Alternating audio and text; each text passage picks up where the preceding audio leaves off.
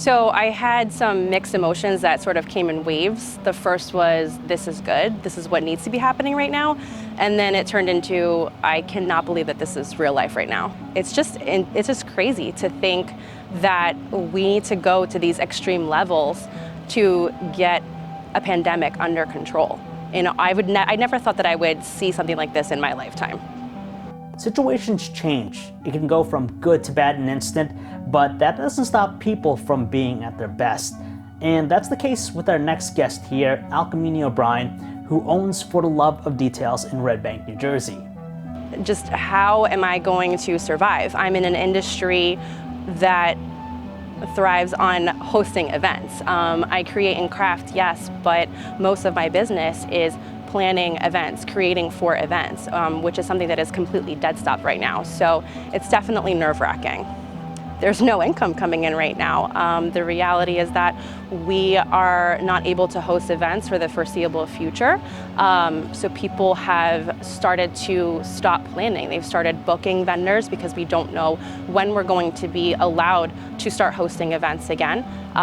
We're scrambling, trying to reschedule, postpone events. We've already postponed some events from March into June, which those are now in jeopardy, and we're starting to look at a second backup plan for those events. So it's just kind of like putting out fires every which way you look.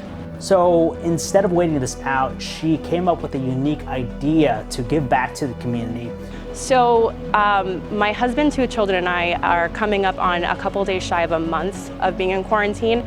We started self-quarantining about a week before the state order came down. And there were a couple days where I just hit a rough patch mentally, which a lot of people are experiencing right now, I know. And just from normal social media surfing, I saw others taking the initiative in the New York City area to DIY masks at home to donate to people on the front lines, essential workers. And I knew I had to jump on board because I have a skill where I can just see something, figure out how it's made, and produce it. So I started researching materials, started ordering what I could get my hands on. I ordered a sewing machine. I've never sewed before, so I watched a bunch of tutorials. And 4 days later, when everything came in, I started producing. It's definitely my outlet. Creating is my outlet. It's not just what my business is based on. So it's something that's allowed me to focus on positivity. It's helping me to give back to my community. It's showing and teaching my kids that we all need to pitch in. My 4-year-old tells me every day when we wake up, Mommy, you have to get downstairs and start making masks for people. So it's definitely a good feeling. So I started this by wanting to support my local Red Bank business community. Those business owners and employees who are still entering their business to provide an essential service or no contact service, because these supplies and protective gear are not available for us to just go out and buy right now. There's such a high demand for them. And although they're not medical grade, any mask is better than none right now. Anytime you walk out of your house, you should be protecting yourself.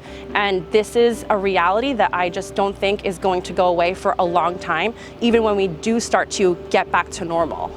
So I think that if you have the means throughout this crisis to continue supporting the local businesses that you would have otherwise normally done so, don't stop buying. Just change the way that you shop. Order takeout, curbside pickup, shop from your favorite local boutiques from their Instagrams or their websites. Many businesses are adapting to the current situation. They're beefing up their websites, they're adding more product. They're making it a lot easier for you to shop from the comfort of your own home, offering free shipping, free local, no contact delivery. But I know that that is not realistic for a lot of people who are in tough times right now. And although it does not directly pay the bills for a small business, sharing, liking, commenting, reposting on social media, helping to promote businesses, writing reviews, it directly helps, especially a business like mine who's dead stopped. Even if you had an event 5 years ago, go on and write a review. It really goes a long way to help us stay out there at the forefront of everyone's minds. But the most important thing is stay home.